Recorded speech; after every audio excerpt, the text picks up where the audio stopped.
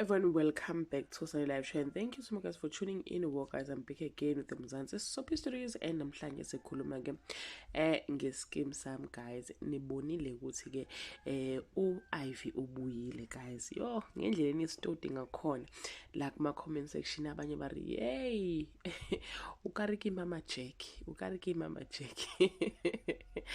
Uvela guys u-Ivy imbuzo komningi ke la kuma comment ukuthi ke u-Ivy uvelaphi. Esebuya nje sewumama Jack esebuya in that situation ngapha uMelita guys isikhwele siyanyuka siyaphezulu abanye bathi uMelita isikhwele nje akufanele nje azaziveze kulesa simo ngoba phela uIvy yabonakala ukuthi uphazamisekile ke emqondweni but umbuzo omkhulu ukuthi uIvy uvela kuphi ubuyeleni kwenzekeni ufike kanjani lapha yana lapha ke kwaHome.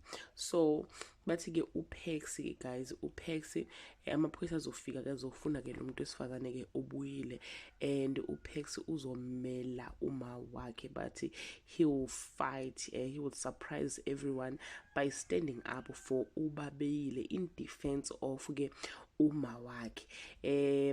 Bathi futhi kuzoba khona umuntu ke ozophindezi lapha na ke kwaHome which I think ilowe kade ke ethumbe uIvy. Asazi guys but nje iseason ukuphela kwale season noma ke uDecember kaMelita nomndeni wakhe uzoba nzima kuyaphithizela kakhulu. uIvy ubuyile asazi ukuthi ubuyile kodwa futhi kuthiwa uzophinde ke alahleke futhi ke uIvy lapha na ke kwaHome.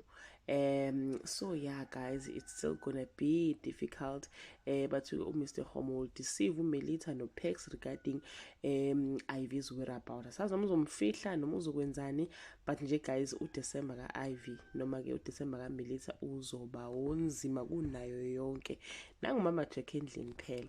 That brings us to the end of this video. Do leave your comment below and share your opinion. Bye.